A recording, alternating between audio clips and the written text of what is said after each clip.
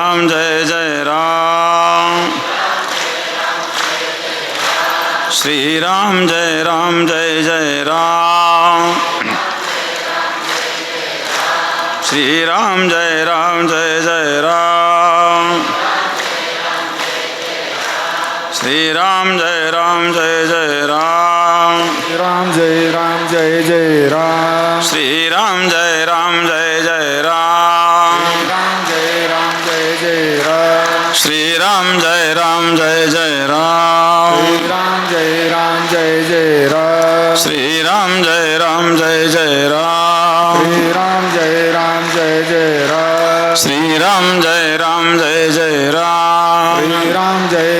जय जय राम। कुंडली वरदर विठ्ठल श्री ज्ञानदेव तुकाराम सद्गुरु गंगागिरी महाराज की जय। पंढरीनाथ भगवान भगवान की जय। गुरुरे नारायणगिरी महाराज महाराज की जय। मनोनी जाणतेनो गुरु भजिजे तेने कृतकार्य होईजे जैसे मूळ सिंचने सहजे शाखा पल्लव संतोषती। गंगा विशुद्धम नितपादस्पर्शम सर्ववेष्टितं चुंबितं पुण्यस्थानं शराले स्थितं त्वं समाधिस्थमूर्तिं नमामि गंगागिरि योगिराजम्। शुचिः शीलः समदक्षः सप्रतापि जितेन्द्रियं तं नारायणगिरिं वंदे सच्चिदानंद विग्रहम्। योगराज सद्गुरु गंगागिरी महाराजांच्या कृपेने सद्गुरु श्री नारायणगिरी महाराजांच्या आशीर्वादाने गुरुपौर्णिमेच्या निमित्ताने आज आषाढ पौर्णिमा आहे। गुरुपौर्णिमा म्हणून आषाढ पौर्णिमेला गुरुपूजन करतात। ही व्यास पौर्णिमा आहे। व्यास पौर्णिमा म्हणजे ही पौर्णिमा म्हणजे व्यासांचा जन्मदिवस आहे। आषाढ शुद्ध पौर्णिमेला व्यासांचा जन्म झालेला आहे म्हणून व्यासांचा जन्मदिवस म्हणून असणारी ही व्यास पौर्णिमा गुरुपौर्णिमा।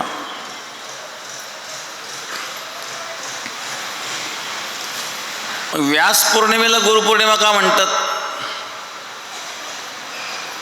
नमोस्तुते व्यास विशाल बुद्धे फुल्लारविंदायत पत्र नेत्र येन त्वया वार तैलपूर्णः प्रज्वालितो ज्ञानमय प्रदीपः। नमोस्तुते व्यास विशाल बुद्धे, ज्यांची विशाल बुद्धी आहे, विशाल बुद्धी असणारे व्यास। ज्ञानेश्वर महाराज वर्णन करतात, म्हणून महाभारती जे नाही ते नोहेची लोकितीही येणे कारणे म्हणिपे पाही व्यासोच्चिष्ट जगत्त्रय। ज्ञानेश्वर महाराज सांगतात, या त्रैलोक्यामध्ये जेवढं ज्ञान आहे ते सर्व व्यासांचं उच्चिष्ट आहे। कोणी किती विद्वान असेल आणि त्यांनी जे ज्ञान सांगितलं असेल त्याच्या आधी ते व्यासांनी सांगूनच ठेवलेलं आहे।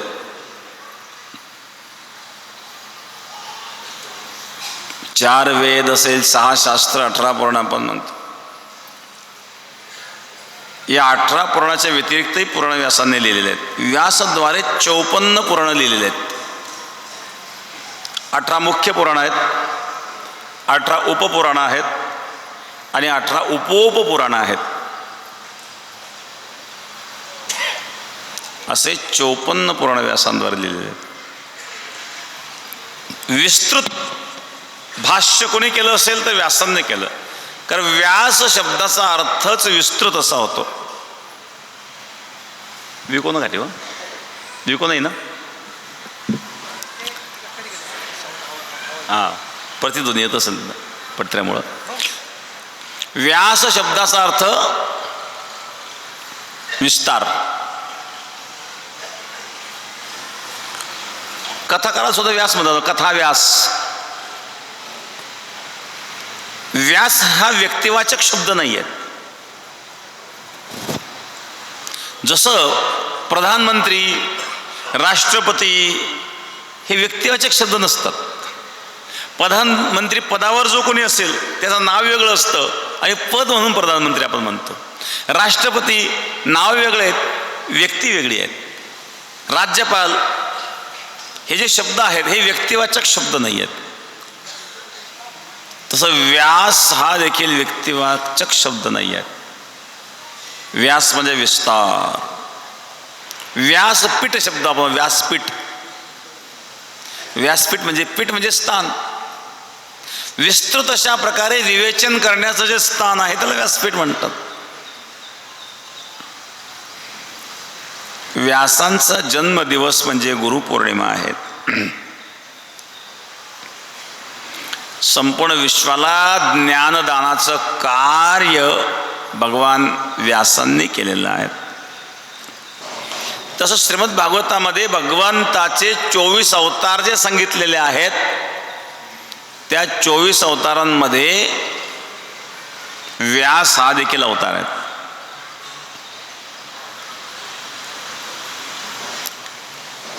मग व्यास हे वेगवेगळ्या काळामध्ये वेगवेगळे होऊन गेलेले आहेत.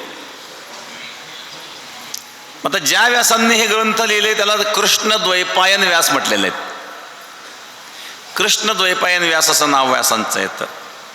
द्वैपायन म्हणजे द्वीप, द्वीपाच्या ठिकाणी जे राहत होते. द्वीप कशाला म्हणतात?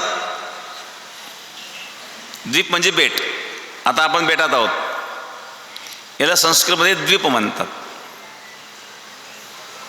याच्या चारी बाजूला चौकोन पाणी असतं. तसं कृष्ण द्वैपायन व्यास, कृष्ण म्हणजे ज्यांचा रंग सावळा होता कृष्ण, आणि द्वीपाच्या ठिकाणी ते राहत होते म्हणून द्वैपायन. कृष्ण द्वैपायन व्यास. अलकनंदा आणि सरस्वती नदीच्या संगमस्थलावर ज्यांचा शम्याप्रास नावाचा आश्रम होता व्यासांचा, त्या व्यासांचं एक नाव आहे बादरायण. बादरायण म्हणजे तिथं बोरीचे बगीचे होते. बोराचे फळं खाऊन आणि बोरीचा पाला खाऊन त्यांनी तपस्या केली. अयन म्हणजे स्थान, शयनस्थान. अयन म्हणजे आसनस्थान. बोरीच्या बगीच्यामध्ये ते राहत होते म्हणून बादरायण. बोरीच्या बगीच्यात राहायचे, बोरं खायचे, बोरं नसले तर बोरीचा पाला खायचे आणि त्याच्यावर तपस्या करायचे म्हणून एक नाव होतं बादरायण.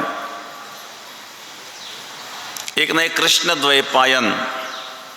असे असणारे जे व्यास आहेत त्या व्यासांचा हा जन्मदिन आहे गुरुपौर्णिमा, व्यास पौर्णिमा. गुकारस्त्वंदकारो रुकारत्वनिरोधक.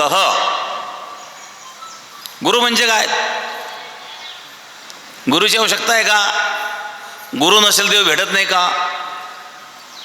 किंवा गुरु नसेल तर कोणते काम आपण करू शकत नाही का? गुरु शब्दाचा अर्थ आहे गु म्हणजे अज्ञान, रु म्हणजे प्रकाश. अज्ञान रूपी अंधकारावर जो ज्ञानाचा प्रकाश टाकतो त्याला गुरु असं म्हणतात. गुरु शब्दाची सरळ संस्कृतमध्ये व्याख्या आहेत गुकारस्त्वंदकारो रुकारत्वनिरोधकः. गु म्हणजे अंधकार आणि रु म्हणजे अंधकाराचा निरोधक म्हणजे प्रकाश. अज्ञान रूपी अंधकारावर ज्ञानाचा प्रकाश जो टाकतो त्याला गुरु असं म्हणतात. मग व्यवहारात अनेक गुरु असतात. शालेय शिक्षण आपण घेतो, वेगवेगळ्या वर्गात वेगवेगळे गुरु, वेगवेगळ्या विषयाचे वेगवेगळे गुरु.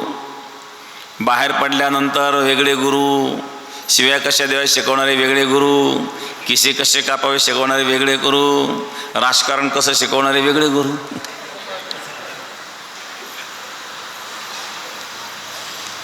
प्रत्येक क्षेत्रात गुरु असतात ना, वेगवेगळ्या क्षेत्रात वेगवेगळे गुरु असतात. एखाद्या विषयावर एखाद्या व्यक्तीकडून आपण त्या विषयाचं ज्ञान घेतलं म्हणजे त्या विषयाचा तो गुरु झाला.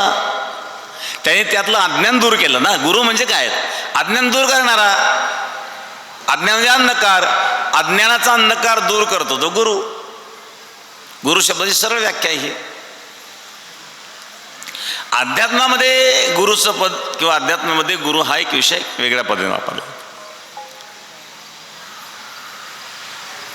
गुरु जो शिष्याची संपूर्ण जबाबदारी घेतो तो गुरु. वैद्य आहेत, काही वैद्य औषध देतात, घेऊन गेले, गुण आला न आलाच्या त्याचा विषय. पण काही वैद्य विचारपूस करतात, कसा फरक आहे का नाही आहेत, किंवा मग औषध बदलून द्यायचं का, त्याच्यावर चौकशी करतात. पण काही वैद्य असे काही कडू औषध असतात ते घेत नाही मनुष्य, बळजबरीने पाजतात. घरामध्ये आई असते बघा, मुलं औषध घेत नाही ना, बळजबरीने पाजतात. आता बळजबरीने औषध पाजणारा कदाचित तो शत्रू वाटतो, पण तो बळजबरीने औषध का पाजतो? आपल्या स्वास्थ्याकरिता. डॉक्टर ऑपरेशन करतात, ऑपरेशन करतात म्हणजे चिरफाड करतात. मग चिरफाड करतात म्हणजे काय? मग शरीर फाडणं चांगलं आहे का? शरीर फाडणं चांगलं आहे का वाईट हा भाग वेगळा आहे, पण जे करतात ते आपल्या कल्याणाकरता करतात. कारण त्या शरीरामध्ये जो रोग आहे तो रोग बाहेर काढण्याकरिता त्यांनी चिरफाड केलेली आहे. आई मुलाला बळजबरीने औषध देते, त्या मुलाला ते औषध देताना आई शत्रू वाटते, कडू लागतं ते. आई जेव्हा लहान मुलाला नाऊ घालते, ते गरम पाणी, त्याला रागाच येतो. तो आईचा हात झटक्यावरून पळतो. तो त्याला वाटलं हे गरम पाणी आपल्या अंगावर, पुन्हा अंग चोळायचं, ते हातपाय ओढून ताणून असं घाबरत होतं. त्याला आई शत्रू वाटते आंघोळीच्या वेळेला. पण त्याला स्वच्छ करणं हा आईचा उद्देश असतो. तसं जीवाच्या कल्याणाकरता कधी कधी कठोर निर्णय घेऊनही शिष्याला सन्मार्गाला लावणारा गुरु आहेत, त्याला सद्गुरू म्हणतात. मी सांगितलं काही विचारपूस करणारे असतात, काही फक्त देऊन मोकळे होतात वैद्य, पण बळजबरीनं सुद्धा औषध पाजणारे काही वैद्य आहेत. पथ्य जर पाळले नाही तर काही डॉक्टर पथ्य न पाळणारे झापूनही काढतात कधी कधी. पण त्याला डॉक्टरचा उद्देश काय? तुमचं स्वास्थ्य चांगलं राहू. ते काय बोलले डॉक्टर? डॉक्टरच्या बोलण्याच्या पाठीमागचा उद्देश असतो की आपलं स्वास्थ्य चांगलं राहावं. तसा गुरुचा सुद्धा कठोर बोलण्याचा उद्देश काय असतो? आपलं कल्याण व्हावं. आपल्याला आवडेल असं बोलण्यापेक्षा आपल्या कल्याणकारी बोलणारा वक्ता महत्वाचा असतो. कोणाला काय आवडेल तसं बोलणारा कदाचित सर्वांना आवडेल,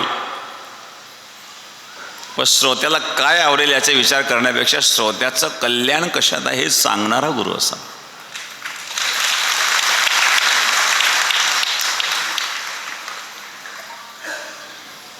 ते गुरु व्यास. नमोस्तुते व्यास विशाल बुद्धे फुल्लारविंदायत पत्र नेत्र येन त्वया भारतैल पूर्ण प्रज्वालितो ज्ञानमय प्रदीप. जीवनामध्ये अध्यात्माची काय गरज आहे? अवश्य आजचा जो नवयुग आहे, नवपठित योग, त्याला काही गरज भासत नाही. काय गरज आहे? चांगलं क्वालिफिकेशन शिक्षण आहेत, चांगली नोकरी आहेत, लाखो रुपये पगार मिळतो, काही ना पॅकेज असतं 10-10, 20-20 लाखाचं, कोटी पॅकेज आहेत, पैसा मिळतो. भक्तीने तर कुठे वेळ घालायची विनाकारण. भक्ती करण्याला काय मिळालं? तुकाराम महाराज भक्ती करीत होते. दुष्काळी आटिले द्रव्य नेला मान, स्त्री की अन्न अन्न करता मेली, अन्न अन्न करता करता तुकाराम महाराजांच्या पत्नीचा मृत्यू झाला. काय मिळालं भक्तीतून? पाहुणे आले, पाहुणे भगवान पांडुरंग परमात्मा. पाहुणे घरासी आजे आली ऋषिकेशी, काय करू उपचार कोप मोळकी जर्जर, दरदरीत पाण्या माझी रांधेल्या कन्या. मोळक्या त्या बाजावरी वाकळाच्या शेजार, बसायला मोडकी बाज, तुटकी दोरी, फाटकी गोधडी. आता गोधड्याच राहिलं नाही. पुढच्या पिढीच्या गोधडी म्हणजे काय त्याला सांगता यायचं नाही. एक पोरगानं पॅन घातलेले होते ठिगळ लावल्यासारखं. मी म्हणलं ठिगळ का लावला? तो नाही, ठिगळ म्हणजे काय? आताच्या पोरांना ठिगळ माहिती आहे का? आता ते फॅशन झाली, त्याचं नाव बदललं. ठिगळ शब्द राहिलाच नाही. तसं गोधडी, गोधडी म्हणजे काय नवीन पिढीला सांगावं लागेल. आता माहीत राहिलं ते. मोळक्या त्या बाजावरी वाकडाच्या शेजा, वाकड म्हणजे गोधड, मोडकी बाज, तुटकी दोरी आणि फाटकी गोधडी. अशा प्रकारे दरदरीत पाण्या माझी रांधलेल्या कन्या. पातेलभर पाणी, मूठभर कन्या शिजवल्या. काही काही ठिकाणी बघा वरण असं असतं, एकदा ते पात्रावर टाकलं ना तर शेजाऱ्याच्या पात्रापर्यंत जातं. त्याच्यामध्ये चेहरा पाहून घ्या. आता पातेलभर पाण्यामध्ये मूठभर कण्या टाकल्या, ते कसं झालं असेल बरं? दरदरीत पाण्या माझी रांधलेल्या कन्या. म्हणजे पाहुणे आले तर पाहुणचारा करता सुद्धा व्यवस्था घरात नाही आहेत. ही अवस्था तुकाराम महाराजांची होती. आम्हाला कशा सांगतं परमार्थ घराला? मग बरं आहे आमचं, आम्हाला काय कमी आहे? करोडो रुपये येतात. काही धंदे करतात लोक, व्यापार धंदे करतात, व्यापार धंद्यातून पैसा मिळतो. मुलं बाळ सगळं सुखी आहेत. काय देवधर्म पाहिजे?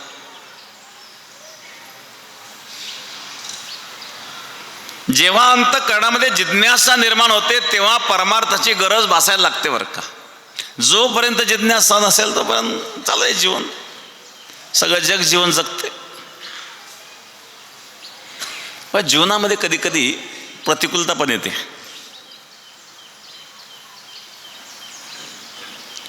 प्रतिकूलता येणं ही सुद्धा भगवंताची कृपा आहे. कारण प्रतिकूलतेतून शहाणपण येत असतं. तुकाराम महाराज सांगतात, बरे झाले देवा बाईल कर्कशा. तुकाराम महाराजांची पत्नी कायमच भांडायची तुकाराम महाराजांची. काहींचा स्वभाव असतो भांडणखोर. एकाची पत्नी दररोज शिवाय द्यायची नवऱ्याला, सकाळी उठले की शिव्या. मित्र मुक्कामाला थांबला, हिने शिव्या सुरू केल्या. मित्र म्हटलं दररोज असतं का? भाग्यवान आहे म्हणे तू, दररोज चांगला ऐकायला मिळतो सकाळी सकाळी. तोला शिव्या देते पण प्रेमही फार करते. आता याला शिव्यांमध्ये कुठं प्रेमाचा साक्षात्कार झाला कोणास ठाऊक.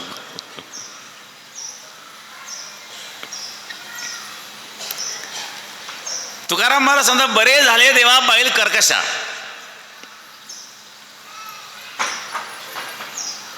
का? महाराज सांगतात ती जर चांगली असती तर तिच्यामध्ये आसक्त होऊन मला परमार्थ करता आला नसता ना. ती कर्कश असल्यामुळे मला परमार्थ करायला सोपं गेलं. एकदा एक म्हातारा भेटला, म्हणजे महाराज काय करावं, मुलाचं माझं जमत नाही, सुनाचं माझं पटत नाही, बायको बरं पाहत नाही. म्हटलं आमच्याकडे या मग विणा वाजवायला. आता पोरं जर बरं पाहत नाही, सून बरं पाहत नाही, तर मग घरात तुमचा आसक्ती ठेवण्याचं काही कारणच नाही. परमार्थ मोकळे ना तुम्ही. परमार्थ करा असंच पाहिजे. उलट घरी प्रतिकूल वातावरण असेल तर मग परमार्थ महिनाभर जा तिकडं, विचारायला कोण तयार नाही.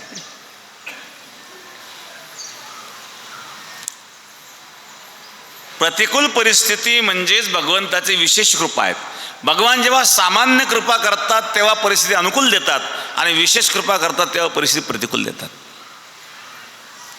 प्रतिकूल परिस्थितीमध्ये मनुष्य काहीतरी जाणण्याची इच्छा करतो आणि जाणण्याची इच्छा करतो, काहीतरी करण्याची इच्छा करतो, तळमळ त्याला निर्माण होते, म्हणजे जिज्ञासा निर्माण होते.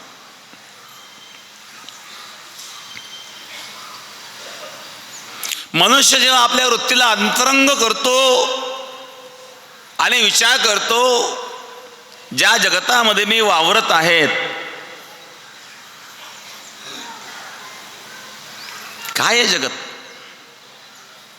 भूतानां देवचरितम दुःखाय च सुखाय च सुखाय वही साधूनां तदृश्यामच्युतात्मना.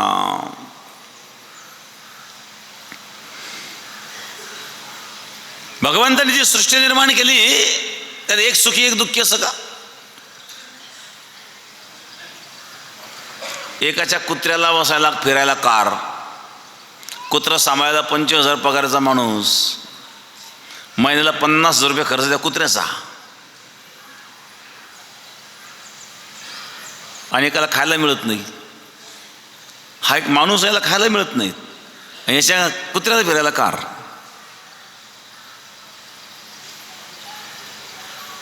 हे माणसं आहेत ना. मी एक सुखी एक दुःखी का? शहरामध्ये बघा मोठे मोठे बिल्डिंग असतात, मोठे मोठे अपार्टमेंट असतात, त्याच्यामध्ये 50-50, 100-100 परिवार असतात, सोसायटी असते छोट्या छोट्या. एका एका बिल्डिंगमध्ये 1000-1000 परिवार बसले, अशा मोठ्या मोठ्या बिल्डिंग आहेत.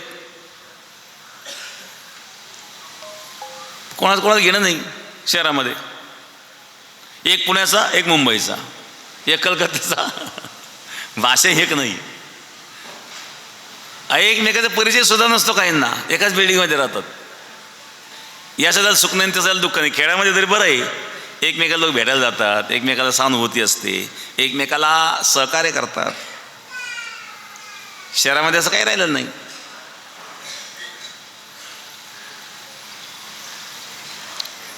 एकाच बिल्डिंगमध्ये समोरासमोर राहत होते, एकाची आई मेली घरात रडत आहेत, दुसऱ्याला मुलगा झाला तो पेढे वाटतोय.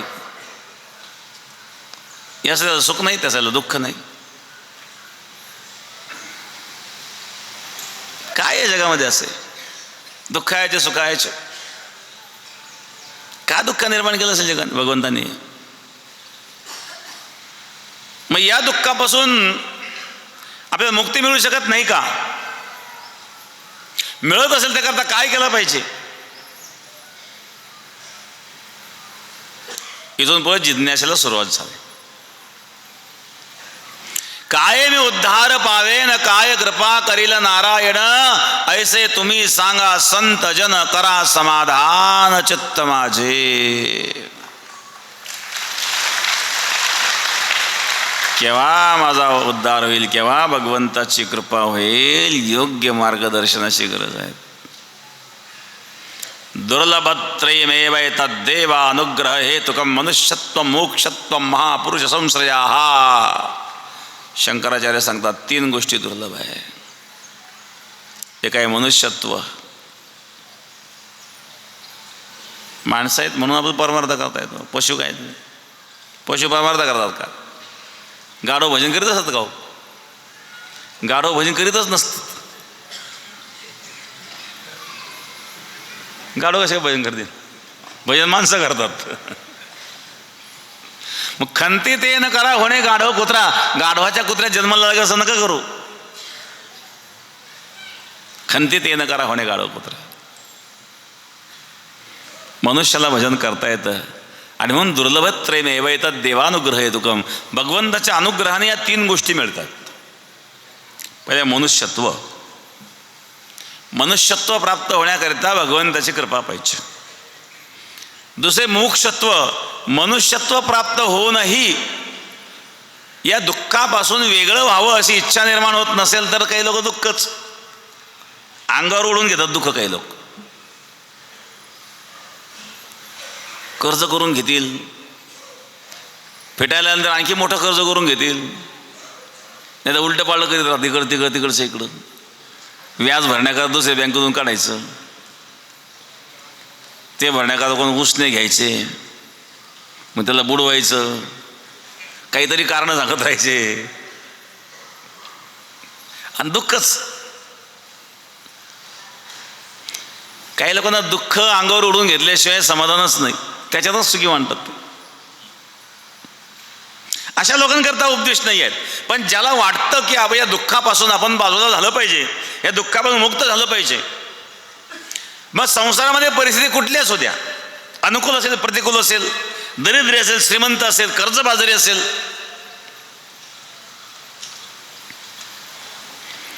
जन्माला येताना आपण काही घेऊन आलेलो नाही आहेत, जाताना काही घेऊन जाणारही नाही आहेत.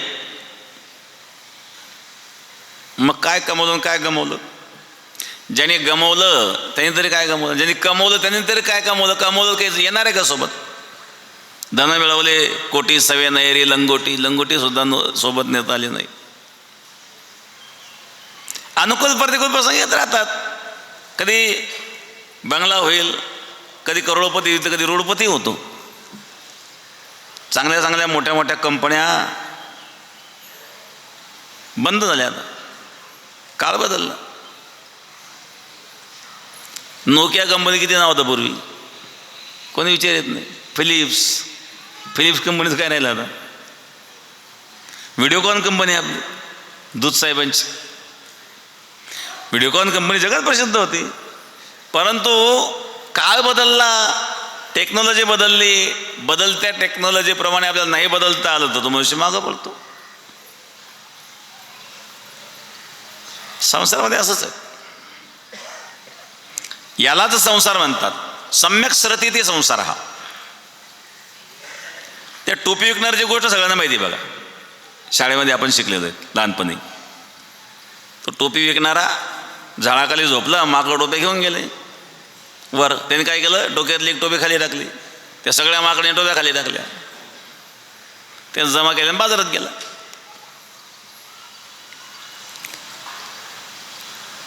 त्याची पुढची कथा सांगतो तुम्हाला. तो टोपी विकणारा म्हातारा झाला, थकला तो. आता थकल्यानंतर एक दिवस मुलाला सांगितलं, तर मी आजारी पडलो, मी थकलोय, मला काही धंदा होत नाही, तू करीत जा. ते अमुक अमुक बाजारात टोप्या फार विकतात, पण पुरेच्या काळात साधनं नसायचं, पायी जायचं. ते बैलगाड्या वगैरे याच्या इकडे काही साधनं नसायचे. त्या रस्त्यामध्ये एकच झाड आहेत, तिथं आराम करायचं म्हणले. म्हणजे माकडं असतात, ते काय करतात, टोप्याच घेऊन जातात. मग आपण काय करायचं, डोक्यातले टोपे खाली टाकायचे, ते टाकतील, मग गोळा करा घेऊन जायचे. बापानं पोराला सांगितलं, त्याचा अनुभव.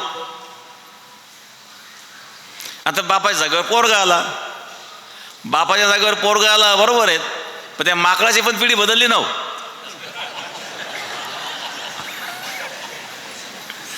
आता पोरगा जर बापाच्या जागेवर आला, त्यांची पिढी नाही बदलणार का?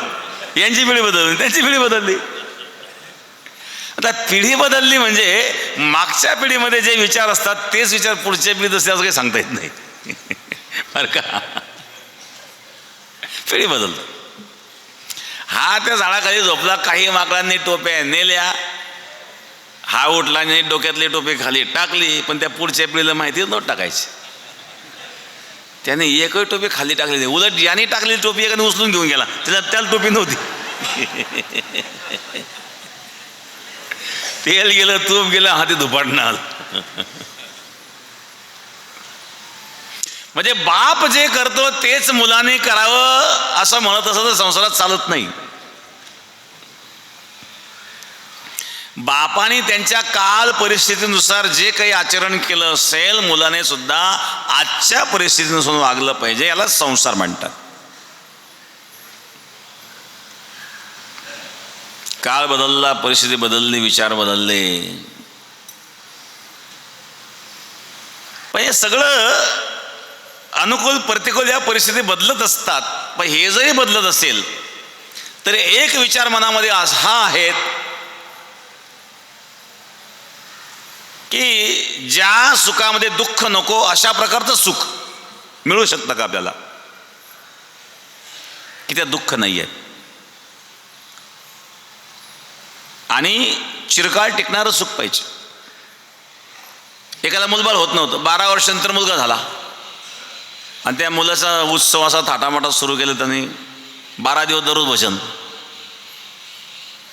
शेवटचा दिवस बारशाचा कार्यक्रम मोठा करायचा म्हणले, सगळी तयारी, मंडप लावला वॉटरप्रूफ, पावसाळ्यात दिवस होते, वॉटरप्रूफ मंडप लावला, सगळ्या गावाला जेवणाचं निमंत्रण दिलं, स्वयंपाकही तयार झाला आणि तिकडून निरोपाला सासूबाई गेली, स्वयंपाक करून बसला. आता एवढ्या सगळ्या आनंदावर विरजन पडलं ना हो.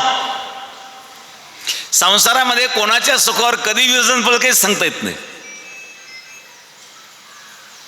हे टिकणारं सुख नाही आहे, हे सुखच नाही आहे. गीतेमध्ये दुःखालयम अशाश्वतम अशा प्रकारे या संसाराला म्हटलेलं आहे.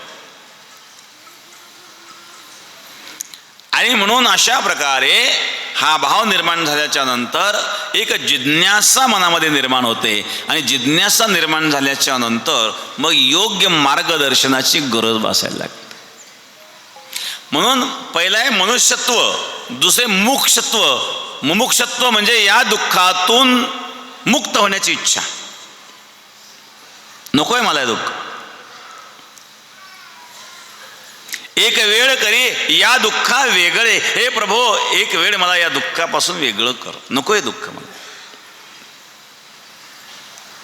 पुरेपुरे हा संसार कर्म बळीवंत दुस्तर, पुरे हा संसार, नको या संसारात काय असं वाटायला लागतं कधी कधी. कीर्तनामध्ये 50च्या पुढचे लोक का दिसतात? त्याचं कारण आहे की संसारामध्ये ठेस लागून लागून, चटके बसून बसून, होरपडून गोळी लागायला लागते परमार्थाची. एक वेळ असते माणसाची. 50 उलटेपर्यंत अनेक उलट्या पालट्या करतो तू. कधी हा लोकाला बसवतो, कधी लोक याला बसवतात, कधी याला झटके बसतात, हा लोकाला झटके देतो. असं करून करून थोडेफार अनुभव यायला लागतात आणि मग त्याला कळायला लागतं या संसार काही खरं नाही आहे, परमार्थाशिवाय पर्याय नाही. चांगले चांगले लोक आहेत, देवधर्म न मानणारे सुद्धा मानायला लागतात. परिस्थिती निर्माण होते त्यावेळेला. मग परिस्थिती निर्माण झाल्यानंतर त्याग करण्यापेक्षा आजच लोकांची परिस्थिती पाहून जर आपण त्या मार्गाला लागलो तर, ठेच लागल्यानंतर सावध होण्यापेक्षा ज्याला ठेच लागली, ठेच लागल्याची परिस्थिती पाहिल्यानंतर आपण आधीच सावध झाले का वाईट आहे, ठेच लागू नये म्हणून. म्हणून ठेच लागण्याची वाट पाहण्याची गरज नाही. एक जिज्ञासा मनात निर्माण व्हावी. हे जिज्ञासा निर्माण झाल्यानंतर मोक्षत्व या संसार दुःखातून मुक्त होण्याची इच्छा निर्माण झाल्यानंतर योग्य मार्गदर्शनाची आवश्यकता निर्माण होते. त्याला सत्संग म्हणतात. महापुरुष संश्रय हा महापुरुषांच्या संगतीची, महापुरुषांच्या उपदेशाची, महापुरुषांच्या मार्गदर्शनाची इच्छा निर्माण होते. म्हणजे त्याला गुरुची गरज भासायला लागली, इच्छा निर्माण व्हायला लागली. कुठंतरी आपण गेलं पाहिजे, परमार्थ केला पाहिजे, परमार्थातून काहीतरी साधता येईल.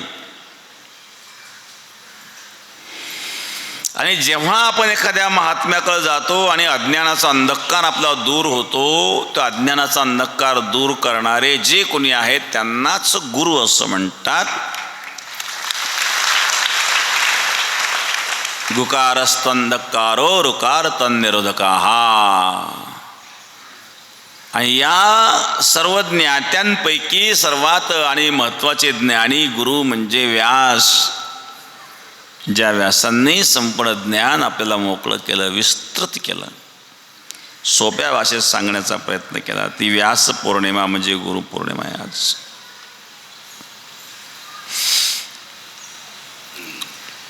जिज्ञासा निर्माण होणं अतिशय महत्त्व आहे. जोपर्यंत जिज्ञासा निर्माण होत नाही तोपर्यंत पदार्थाचा लाभ नाही, तोपर्यंत परमार्थामध्ये आपलं पदार्पणच नाही आहे. मग आता जिज्ञासा निर्माण झाल्यानंतर सद्गुरूंची कृपा होईल तेव्हा होईल. हळूहळू मार्गदर्शन मिळायला लागतं आणि त्या मार्गाने मनुष्य जेव्हा चालतो.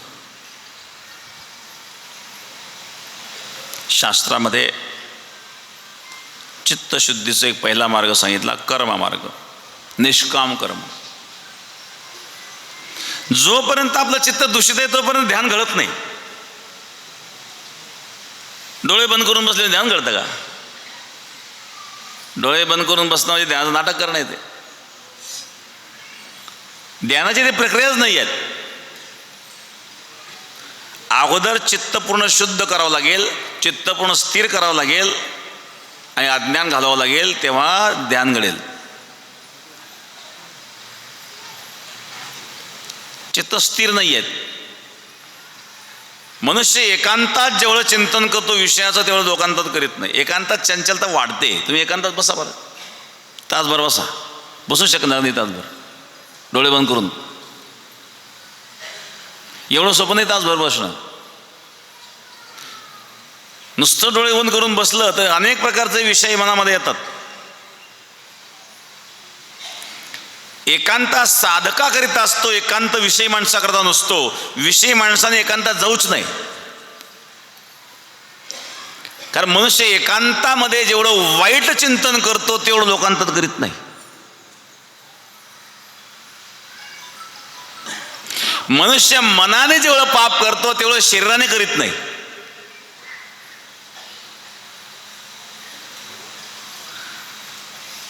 आणि म्हणून एकांतामध्ये साधकाकरिता चित्त एकाग्र करण्याकरता निश्चित त्याला लाभ होतो. परंतु साधक अवस्था जर आपली नसेल तर त्याला एकांत चंचल बनवतो. कधी कधी साधक सुद्धा विचलित होतात. ज्यावेळेला आपण गटार साफ करतो, गटार साफ करताना त्या गटारीचा जास्त दुर्गंध येतो. साफ करताना दिवा विझायच्या अगोदर तो जास्त फळफळायला लागतो. तसं विकार शांत होण्याच्या आधी मनाला जास्त चंचल करतात आणि त्याच्यामध्ये साधक हा विचलित होतो. सफलता दिसत नाही.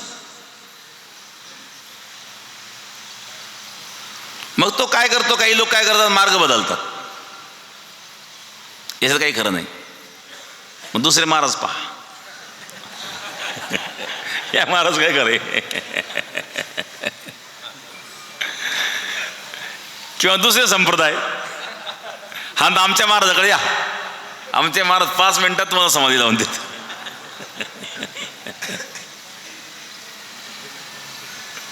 याजसाठी जप, याजसाठी तप, व्यासे यमोपग्रंथ केले. एवढे तपस्या, एवढे ऋषीमुनी कशा करत जंगलात गेले. लावून या नेत्र उगेची बैसले, उगेच राहिले मौन रूप. उगत डोळे लावून बसले का? उगच मौन धारण केलं का? उगत जंगलात गेले का? हे वेडेत का सगळे? प्रपंची सुख जोडे तरी का सेवी गिरी कंदरे. राज्य टाकून गेले थोडे तरी ते का वेडे म्हणावे. ज्यांनी राज्याचा त्याग केला ते वेडेत का? एखादा मनुष्य एखाद्या गोष्टीत त्याग करतो, याचा अर्थ त्याचा त्याग करताना ज्याच्याकरिता त्याग केला ती वस्तू विशेष असते. म्हणजे संसाराचा त्याग केला, कोणाकरता केला? काहीतरी विशेष असलं पाहिजे म्हणून तरी त्याग केला. कोणी कोणाकरता कशा करता त्याग करेल? राजा महाराजांनी त्याग केलेत. जड भरतानी राज्याचा त्याग केला. 18-12 वनस्पती फले पुढे ओळती, 22 त्या पोखरणी नदी गंगा वाहती. जया घरी कुलस्त्रिया राज्य राणीव संपत्ती. हे सुख सांडोनिया कासया योग सेविती. सगळं सुख होतं भरताकडं. स्वर्गातल्या इंद्राला सुद्धा ईर्ष्या निर्माण होईल असं राज्य होतं. सत्ता असताना त्याग करणे इतकं सोपं नाही. एका दरिद्र्याने त्याग केलं काय? वैतागून जेवायला बसला, जेवण झालं, सुपारी घ्या, नाही सुपारी त्याग केला. कधीपासून? म्हणजे दात पडल्यापासून. याला त्याग म्हणतात का? एक कोलं गेलं, द्राक्षस बागेमध्ये, तेव्हा तोंडच पुरे ना, पोळ्या मारून थकलं आणि तसंच बाहेर आलं. बाकीच्या कोल्यांनी विचारलं खाल्ले का द्राक्षे? अजिबात तोंड लावलं, सगळे आंबट. मग तोंडच नाही लावलं आंबट कसे काय? बघा याचा त्याग. हा त्याग नाही आहेत. अनुकूल परिस्थितीमध्ये त्याग घडणं हे एवढं सोपं नसतं जे भरताने केलं.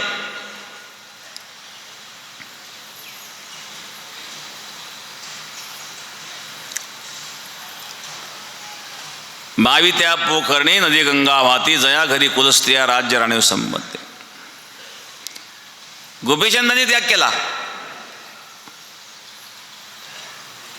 गोपीचंदाकडे काय होतं? ऐश्वर्य होतं. गोपीचंदाची आई रडायला लागली. गोपीचंद स्नान करीत, रडताना गोपीचंदाच्या आईच्या अश्रूचा थेंब गोपीचंदाच्या अंगावर पडला. त्याला फोड आला महाराज. तो अश्रूचा थेंब इतका गरम होता की फोड आला, फोड. त्याला वाटलं माझ्या अंगावर काय पडलं असं गरम. त्यांनी वर पाहिलं, आई रडत आहेत. आईला रडताना पाहिलं. वर गेला, आई माझ्यासारखा समर्थ पुत्र असताना रडण्याचं कारण काय? आईने सांगितलं हे तुझं सगळं ऐश्वर्य आहेत, ही आनंदाची गोष्ट आहे, मग तू रडते का? सांगितलं हे सगळं तुला एक दिवस सोडून जावं लागणार आहे. हे सांगितलं आई तू काय वेगळं काय सांगते, प्रत्येकाला सोडून जावं लागत असतं, पण माझी एक इच्छा आहे, अशा प्रकारे सोडून जाण्यापेक्षा जाण्याच्या आधी जीवाचं कल्याण करून घ्या, आत्मकल्याण करून घ्या. हे शरीर आत्मसुखाकरता मिळालेलं आहे, हे केवळ उपभोगाकरता नाही मिळालेलं. आईने मुलाला तत्वज्ञानाचा उपदेश केला. असे उपदेश करणारे किती माता आहेत. मुलगा जर भजन करायला लागला तर पहिली काळजी आईला वाटते, न जाणे होतो का काय बाबा.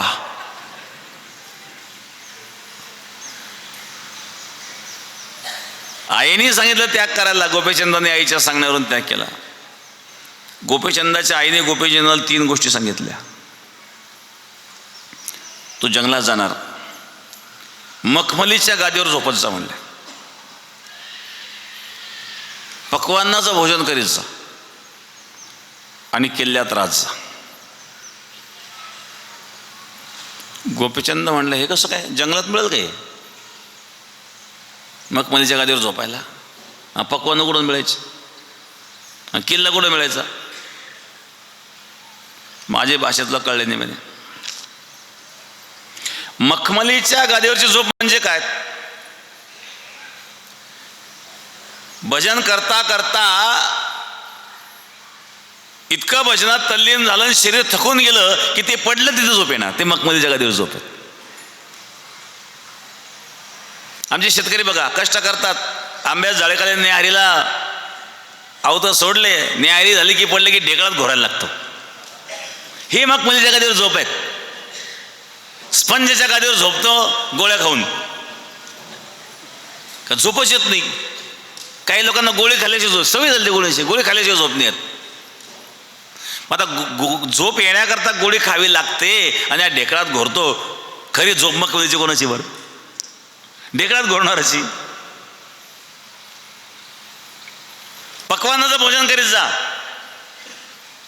पक्वान्नाचं भोजन म्हणजे काय? कोणते पक्वान्न?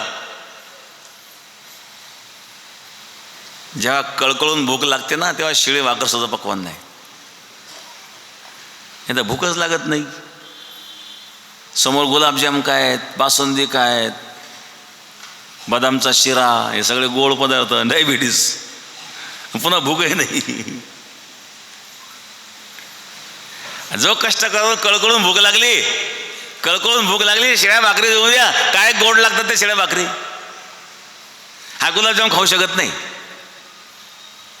एक गुलाबजाम हातात घेतलं, तोंडात घालणार, पत्नी म्हणली पळत झाली, तुमची साखर 350च्या पुढे झाली, तुम्ही कुठं चालले म्हणजे गुलाबजाम खायला. आणि फारच इच्छा झाली, पात्या लावून घ्या, सगळंच खाऊन टाका, मला तर काय करायचं. म्हणलं ठीक आहे, मग वांग्याची भाजी वाढ. वांग्याची भाजी खायची मूड व्याध. ही अवस्था आहे महाराज. पक्वान्नाचं भोजन म्हणजे कोणतं? जे पदार्थांना पण पक्वान्न म्हणतो ते पक्वान्न इथं नाही आहेत. कळकळून भूक लागली पाहिजे. तसं भजन असं करावं की भजन करून आपल्या सप्ताहामध्ये बघा भजनी 6 तास भजन करतात, दिवसात 3 तास, रात्री 3 तास, अशी कळकळून भूक लागते. हे आमटे भाकरी चुरून करतात.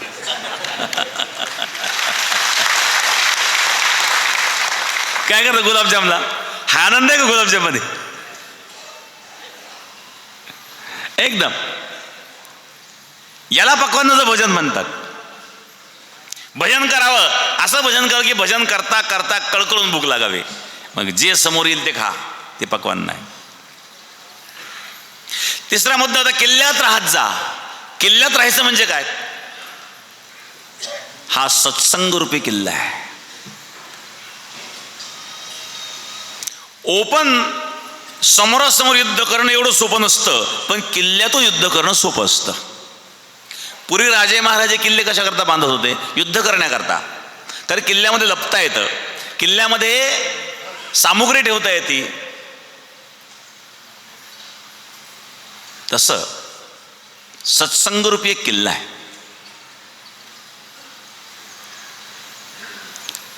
सत्संगतीमध्ये जर आपण राहिलो तर तिथं आपली सुरक्षा आहे.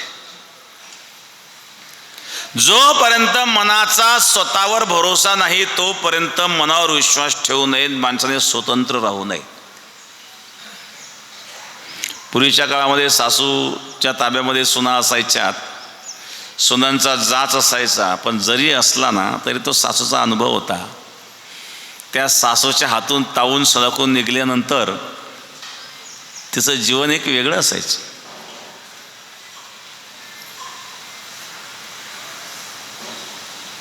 जोपर्यंत कोणत्या क्षेत्रामध्ये असंच आहे. असाच एक भोळा भावळा होता शेतकरी.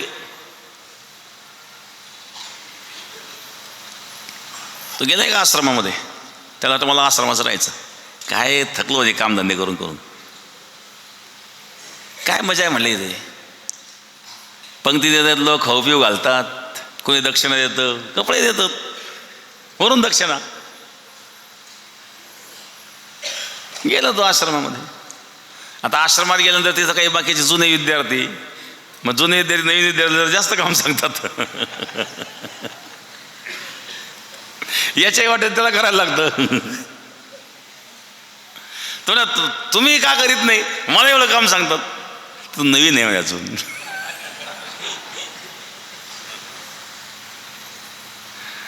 जरा हळूहळू तुझ्या दिशानपणे येईल.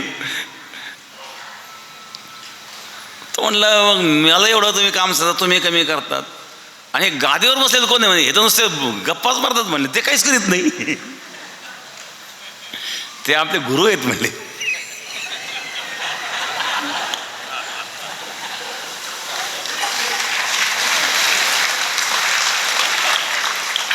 मला नको म्हणे, मला गुरु बनायचं म्हणले. अरे गुरु बनण्याकरता भरपूर काही करावं लागणार असून.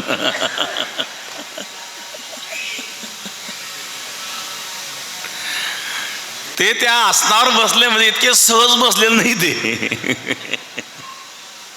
त्या आसनापर्यंत पोहोचण्याकरता त्यांना भरपूर काही करावं लागलेलं आहे.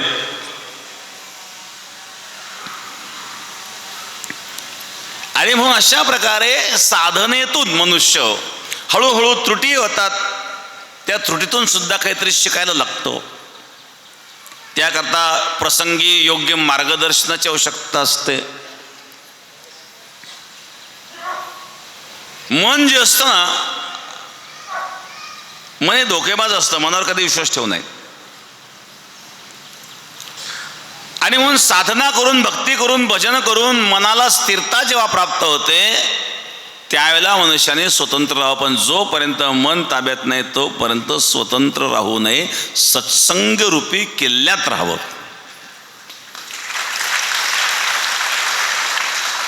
तिथं सुरक्षा आहे. महात्म्यांच्या दृष्टीसमोर आपण राहिलं तर ते बोलतील, फटकारतील, योग्य मार्गदर्शन करतील आणि त्यातून आपल्याला संस्कार मिळतील. आणि म्हणून मार्गदर्शनाची आवश्यकता आहे. आणि मार्गदर्शनाची आवश्यकता म्हणजे गुरुची आवश्यकता आहे.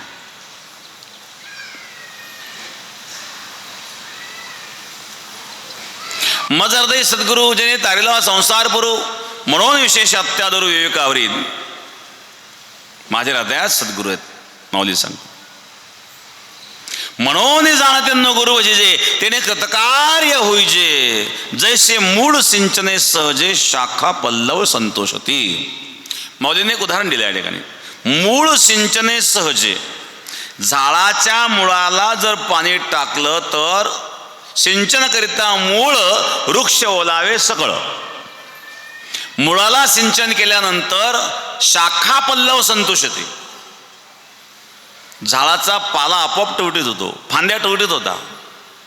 पाणी कुठं घातलं? मुळाला. जैसे मूळ सिंचने सहजे, मुळाला सिंचन केल्यानंतर सहज शाखा पल्लव संतोषती. त्याप्रमाणे जाणते न तुम्ही गुरुभजीचे. त्याप्रमाणे सद्गुरूंच्या संगतीमध्ये, सद्गुरूंच्या कृपेमध्ये, सद्गुरूंच्या आशीर्वादाने सर्व जगत संतुष्ट होतं, भगवानही संतुष्ट होतं. माऊली सांगतात सद्गुरू वाचोनी संसारी तारक नसेची निष्टंक आनकानी.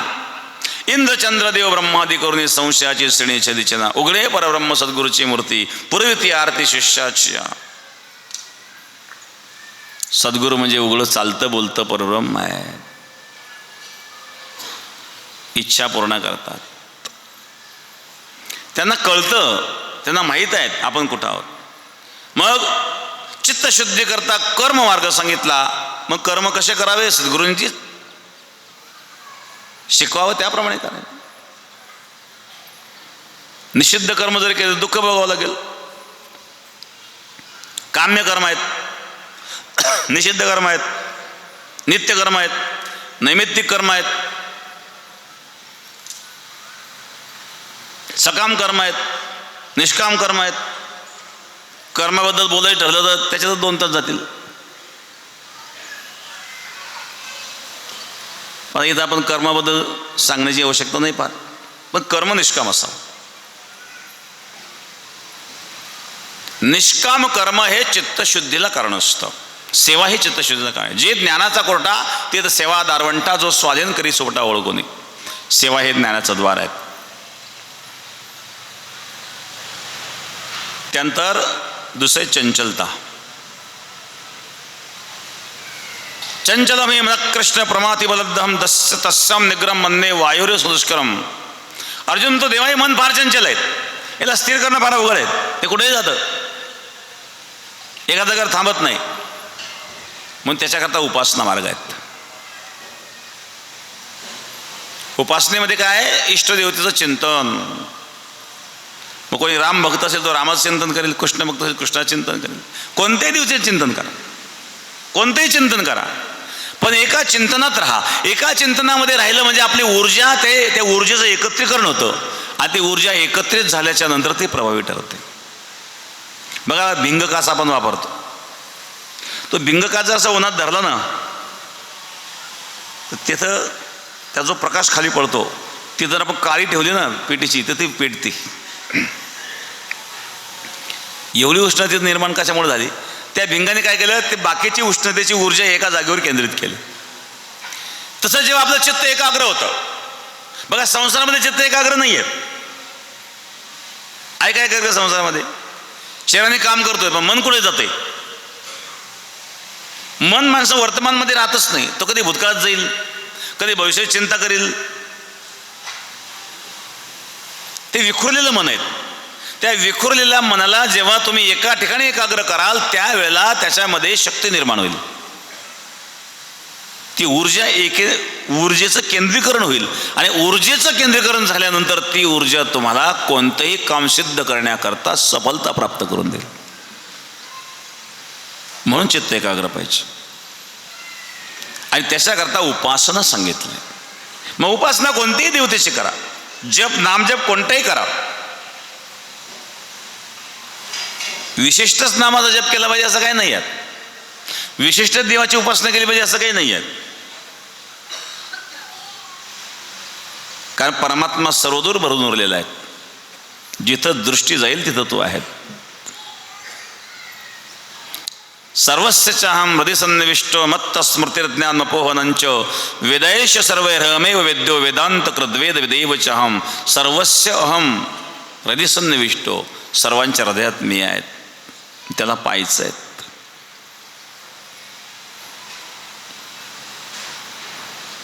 नामदेव महाराजांना कुत्र्यामध्ये भगवान दिसला, एकनाथ महाराजांना गाढवात भगवान दिसला. गाढव पाण्यावाचून तळमळत होतं, कावडीने पाणी घेऊन चालले ते महाराज, गाढवालाच पाचून दिलं. एकनाथ महाराजांसोबत बाकीचे ब्राह्मण होते, म्हणले महाराज एवढ्या लांबून तुम्ही गंगाजल आणलं आणि तुम्ही गाढवाला पाजून दिलं.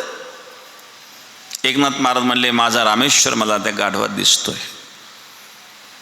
एक जीव पाण्याकरता तळमळतोय आणि माझ्याकडे पाणी आहेत, अशा त्या पाण्याचा उपयोग त्या तळमळणाऱ्या जीवाकरता करणं हीच खरी भगवंताची पूजा आहे.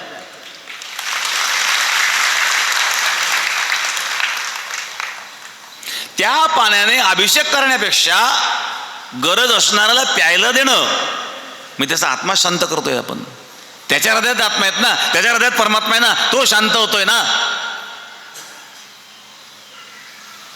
जर या जलाने, हे जल मी गाढवाला न पाजता या जलाने जर मी रामेश्वराचा अभिषेक केला तर भगवान रामेश्वर माझा अभिषेक स्वीकारणार नाही. कारण एक जीव पाण्यापासून तळमळतोय आणि माझ्याकडे पाणी आहेत, अशाला माझं पहिलं कर्तव्य आहे त्या तळमळणाऱ्या प्राण्याला पाणी देणं.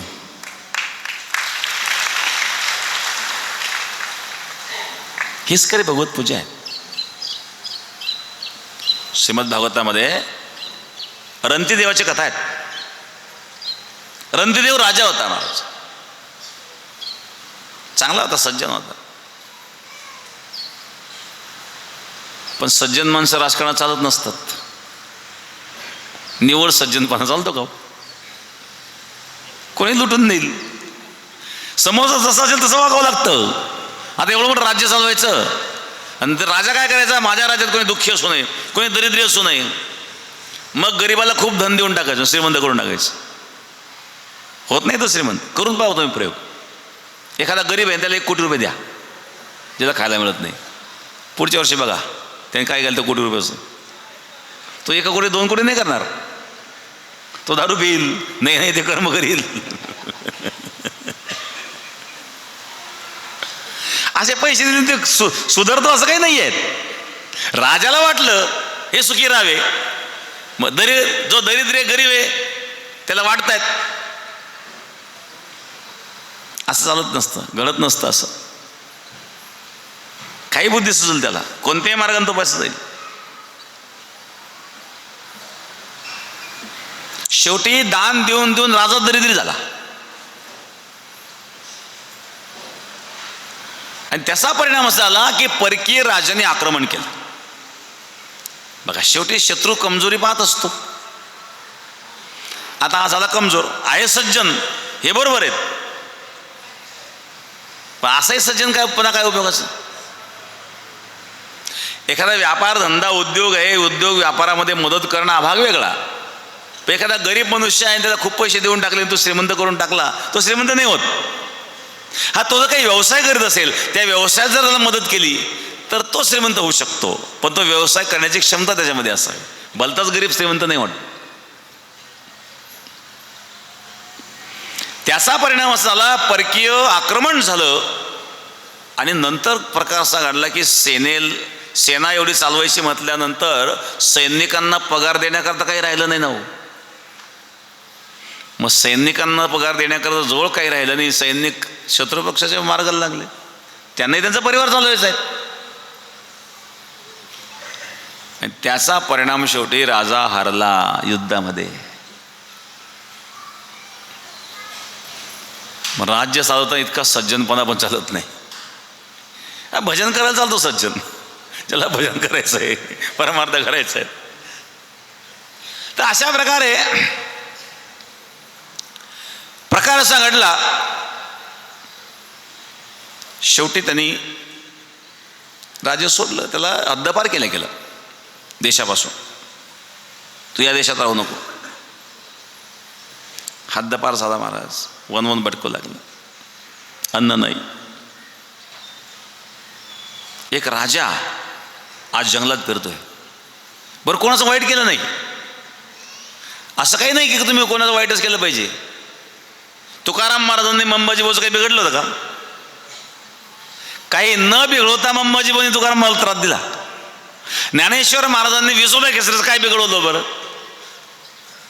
विसोबा केसरीने ज्ञानेश्वर महाराज त्रास दिलाच ना. आपण असं समजू नये की आपण कोणाला त्रास देत नाही म्हणून आपल्याला कोण त्रास देणार नाही असं आपण समजू नये.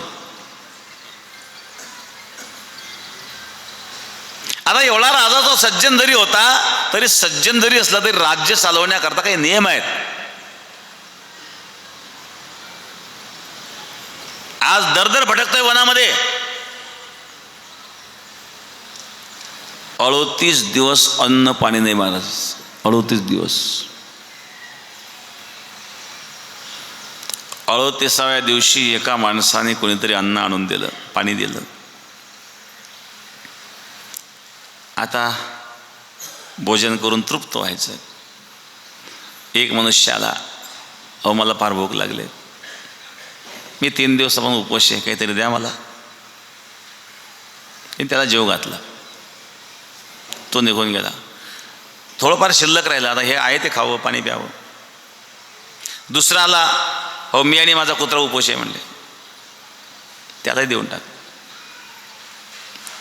आलेलं जेवण संपलं, फक्त पाणी राहिलं. आता घोटभर पाणी प्यावं. एक शूद्राला, मी एक शूद्र आहे, मला पाणी सुद्धा कोणी देईना, त्यालाही पाणी पाजून टाकलं. बघा, ज्याच्याकडे धान्याचं भंडार आहे त्यातून धान्य देणं हा विशेष नाही आहे. ज्याच्याकडे पैसा आहे त्यातून दान देणं हे विशेष नाही आहे. पण काही नसताना देणं. स्वतः 38 दिवसापासून उपवासी आहेत आणि समोर अन्न आहेत, पण स्वतःच्या भूक ताणीचा विचार न करता समोरच्याची भूक तहान शमवण्याकरिता त्यांनी प्रयत्न केले. स्वतः तसाच उपाशी राहिला. प्रत्यक्ष भगवान परमात्मा त्या ठिकाणी प्रकट झाले महाराज.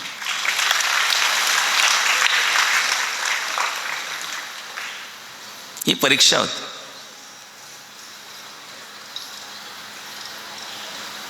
की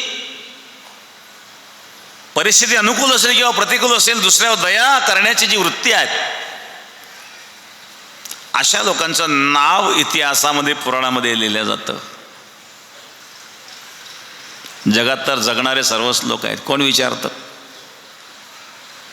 आपल्या आजोबाच्या पंजोबाचं नाव माहिती आहे का आपल्याला? का बरं? ज्यांच्या कुळात आपण जन्म ते माहीत नाही. तुकाराम महाराज नाव माहिती, गंगागिरी महाराज नाव माहिती. गंगागिरी महाराज 200 वर्ष झाली, ज्ञानेश्वर महाराज 750 वर्ष झाली, तरी ते नाव माहिती आहेत. आजोबाच्या पंजोबाचं नाव माहिती नाही, ज्यांच्या वंशात आपण नाही. का? माहीत ठेवण्यासारखं त्यांनी केलं ना काही. असं काहीतरी तुम्ही करा की लोकांच्या लक्षात राहील. तुकाराम महाराज असं काहीतरी केलं ना की तुकाराम महाराज आजही लोकांच्या लक्षात आहेत. गाथा लिहून ठेवला, त्यातून मार्गदर्शन मिळतं. आजही मार्गदर्शन मिळतं. ज्ञानेश्वरीद्वारे आजही लोकांना मार्गदर्शन मिळतं. गंगागिरी महाराजांच्या उपदेशाद्वारे, गंगागिरी महाराजांच्या कार्यामुळं आजही आपण एकत्र येतात. सप्ताची परंपरा गंगागिरी महाराजांनी सुरू केली. असं काहीतरी कार्य तुमच्या जीवनामध्ये जेव्हा घडेल की समाजाने तुमची आठवण करावी आणि ते समाजाच्या तुम्ही गेल्यानंतरही त्याचा उपयोग समाजाला होत राहील, अशा प्रकारचं कार्य करावं. आता आपल्या आजोबा पणजोबान काही केलंच नसेल तर आपल्याला काय आठवण राहील?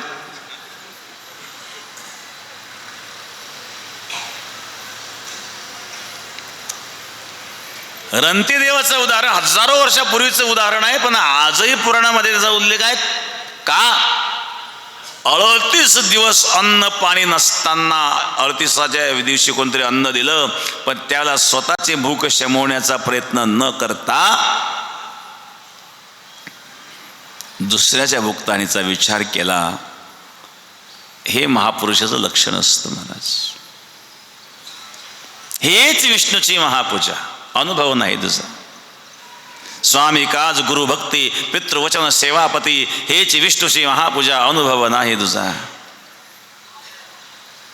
सेवाभावामध्ये किती तन्मयता असावी, किती तत्परता असावी. दौम्य ऋषी होते. एक छोटंसं उदाहरण सांगतो, जास्त लांबवणार नाही. आता 2 वाजत आलेले आहेत, अजून पंक्ती व्हायच्या आहेत. आजची जी पंगत आहेत,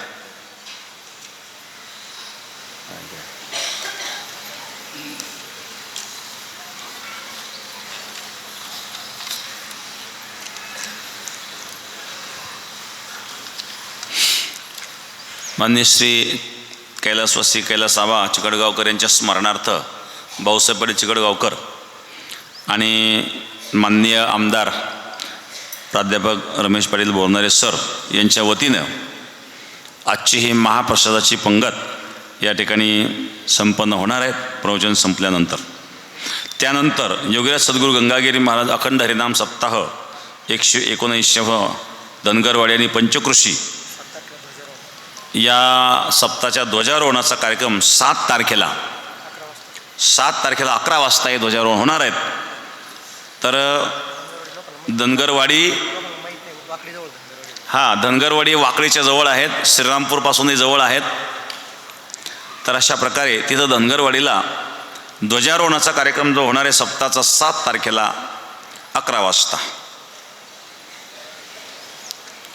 तर या ठिकाणी प्रमुख उपस्थितीमध्ये उपस्थित असणारे सर्व मान्यवर, मान्य आमदार बोरनारे सर आणि जिल्हा परिषदेचे जिल्हाध्यक्ष अविनाश पाटील गलांडे, माजी आमदार भाऊसाहेब पाटील चिकडगावकर, माजी आमदार भाऊसाहेब पाटील कांबळे, त्याचप्रमाणे वैजापूर नगराध्यक्ष दिनेश भाऊ परदेशी कुठे बरं पाठीमाग बसलेले आहेत. त्याचप्रमाणे जिल्हा परिषद सदस्य पंकजभाऊ ठोंबरे, जिल्हा परिषद सदस्य श्रीराम गायकवाड, जे बाबासाहेब चिडे, सरजाऊ मुंडे, धनुभाऊ धोरडे, राहुल शेळके, बापू बारसे, राजेंद्र साळुंके, पत्रकारचे भाऊसाहेब काळे, त्याचप्रमाणे वैजापूर, गंगापूर, श्रीरामपूर तालुक्यातील सर्व पत्रकार मंडळी, सर्वांना धन्यवाद. सुनील भाऊ रक्टे. तर आळंदीच्या कामाकरता या ठिकाणी प्राध्यापक बोरनारे सर यांनी 11 लाख रुपये आपल्या आळंदीच्या कामाकरता दिलेले आहेत पूर्वी, आणि जिल्हा परिषद अध्यक्ष अविनाश पाटील गलांडे यांच्या वतीनं 5,51,000 रुपये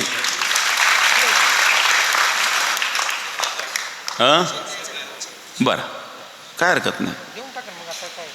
आणि पंकजभाऊ ठोंबरे यांनी 5,51,000 पूर्वी दिलेले आहेत पूर्वी, आणि त्यावेळेला मला वाटतं बाबासाहेब पाटलांनी पण 5 लाख रुपये दिलेले आहेत. बाबासाहेब पाटील जगताप त्यांनी पण आळंदीच्या कामाकरता 5 लाख दिलेले आहेत. तर या ठिकाणी 5,51,000चा चेक ह्या अविनाश पाटील या ठिकाणी देत आहेत.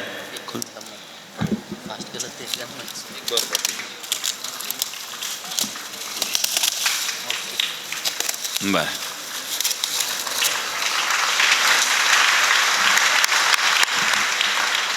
बरं बरं. सध्या आपलं काम चालू आहे, आणि तसं आळंदीकरता सर्वसामान्य लोकांनी सुद्धा खूप मदत केली. प्रत्येक ज्या ज्या गावामध्ये आपण आव्हान केलं त्या त्या गावांमध्ये, आणि आपला जो सर्व भक्तवर्ग आहेत या भक्तवर्गाने आपापल्या परीनं खूप खूप अशा प्रकारचं सहकार्य केलं.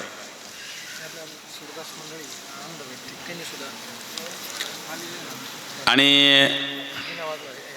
आपल्या बेटामध्ये जे काही सुरदास मंडळी राहतात, वीणा वादन करतात, त्यांच्यामध्ये आमचे सुखदेव अण्णा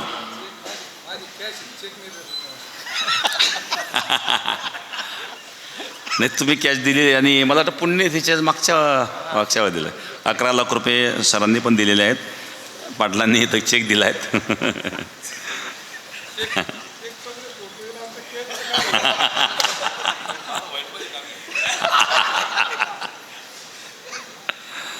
जे सुखदेव अण्णा यांच्या वतीने 1,01,111 रुपये वीणावादक सेवा करतात आणि बेटामध्ये संपूर्ण आयुष्य त्यांचं बेटाच्या सेवेत गुरुवर्य नारायणगिरी महाराजांच्या काळामध्ये गेलेलं आहेत आणि महाराजांच्या नंतरही आज ते इथं सेवेमध्येच आहेत. तर तुम्हाला राहू द्या खर्चाला.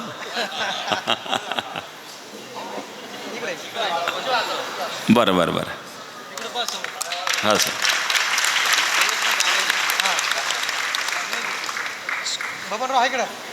बरं बरं. आणि बबनरावनी मागे दिले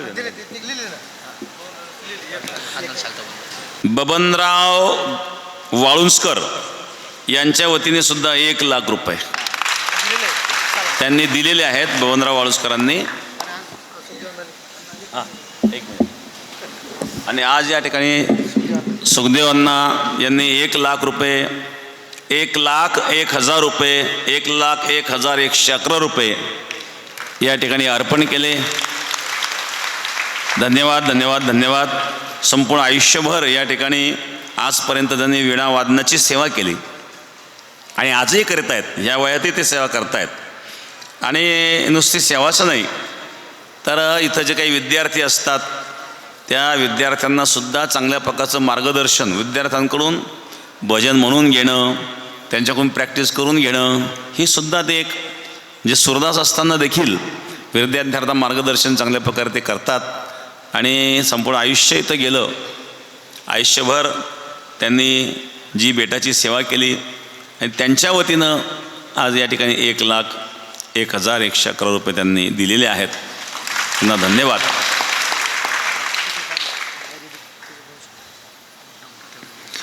आणि आणखी एक महत्त्वाची सूचना म्हणजे आता हा कार्यक्रम सुरू होण्याच्या आधी आपण उद्घाटन जे केलेलं आहे गोदाधाम आयुर्वेद या नावाने आपण इथं एक हॉस्पिटल सुरू केलेलं आहे आयुर्वेदिक. कारण आपल्याला बहुतेक लोकांना माहीत आहेत की आपण इथं कॅन्सरचं औषध देत असतो. शेकडो आजपर्यंत हजारो लोक कॅन्सरमुक्त झालेत आपल्या या औषधाने. हां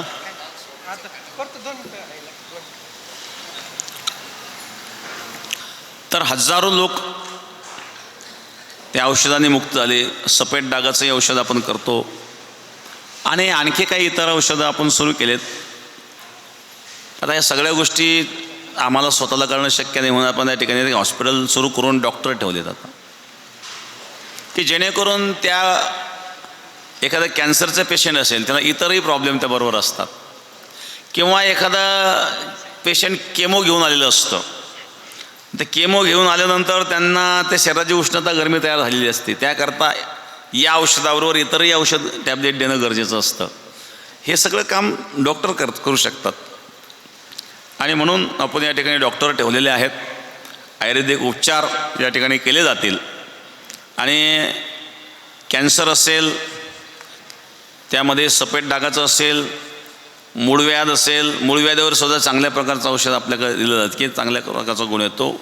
आणि किडनी स्टोन, मूतखडा, ज्यांना ज्यांना औषध दिले त्यांचे 3 दिवसाच्या आत मूतखडे पडलेले आहेत. आणि मग अशा प्रकारे याच्या व्यतिरिक्त इतरही काही उपचार डॉक्टर स्वतः या ठिकाणी करीत जातील. त्या निमित्ताने आपण एक गोदाधाम आयुर्वेदा नावाने एक स्वतंत्र कंपनी तयार केली. कारण आता काळ असा बदललेला आहे की डायरेक्ट अशा प्रकारचे औषधं देण्याला परवानगी नसते. जरी आपण या ठिकाणी औषध तयार करून देत असलो तरी उद्या त्याला कोणी ऑब्जेक्शन घेऊ शकतं. म्हणून त्याकरता काही शासकीय काही नियम असतात, त्या नियमाचं पालन करणं आवश्यक असतं. म्हणून त्याकरता आपण डॉक्टर स्वतः ठेवले की डॉक्टरच्या माध्यमातून हे काम करायचं आहे. आणि गव्हर्नमेंटच्या परवानगीनुसार गोदाधाम आयुर्वेदा प्रायव्हेट लिमिटेड अशी आपण ती कंपनी तयार केली.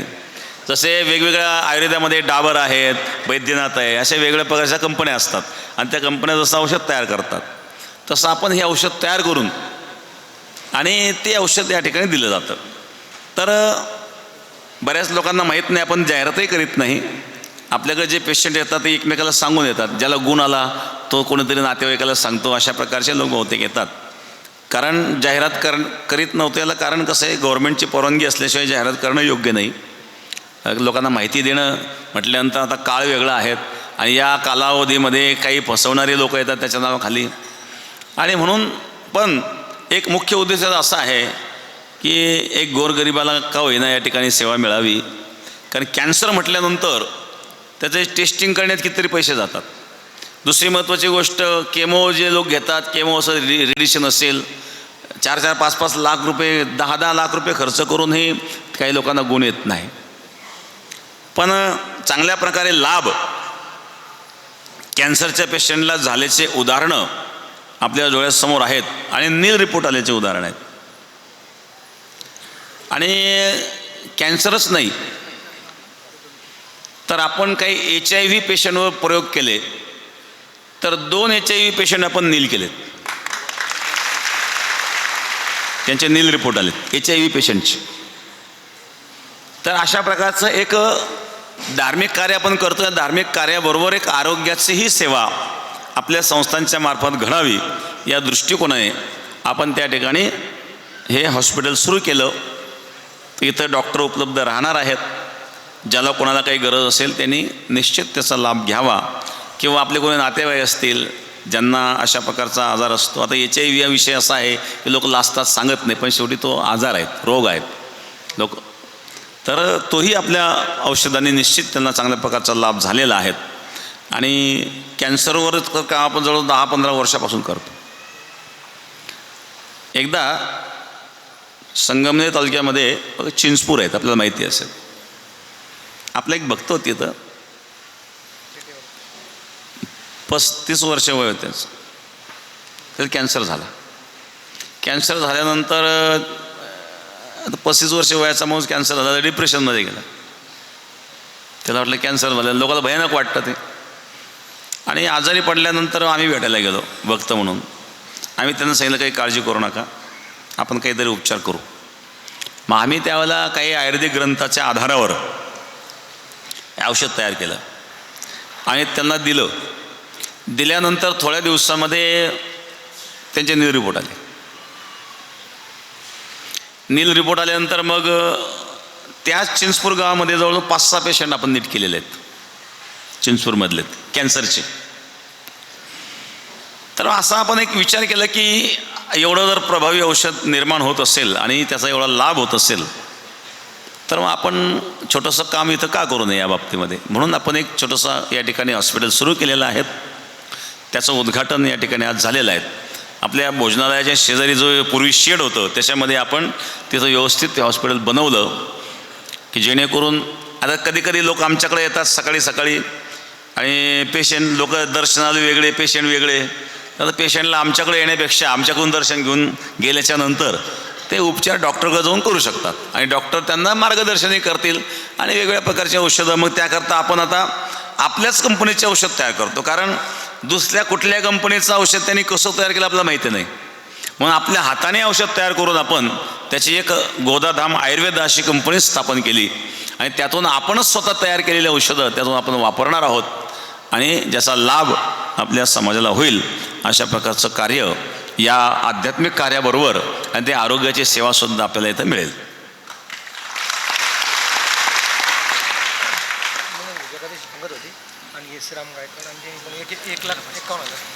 तर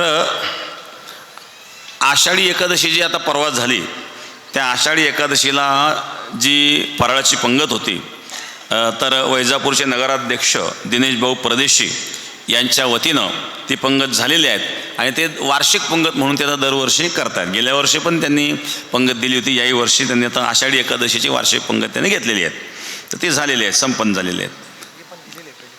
तर या ठिकाणी श्रीराम गायकवाड जिल्हा परिषद सदस्य यांनी सुद्धा 1,51,000 रुपये मागे दिलेले आहेत आळंदीच्या कामाकरता. सत्यजित सोमवंशी यांनी पण 1,00,000 रुपये दिलेले आहेत. तर अशा प्रकारे वारकरी बांधवांनी सुद्धा खूप मदत केली आणि खूप मोठं काम आळंदीमध्ये चालू आहेत. कारण ज्याने ते काम पाहिलं असेल त्याच्या लक्षात येईल कामाचं स्वरूप खूप भव्य आहेत. आणि एवढं भव्य काम करण्याचं कारण की आपल्याला समाज आपल्याला खूप असतो. आता इथं एवढा मोठा मंडप आपण तयार केला तो आता भरला तो.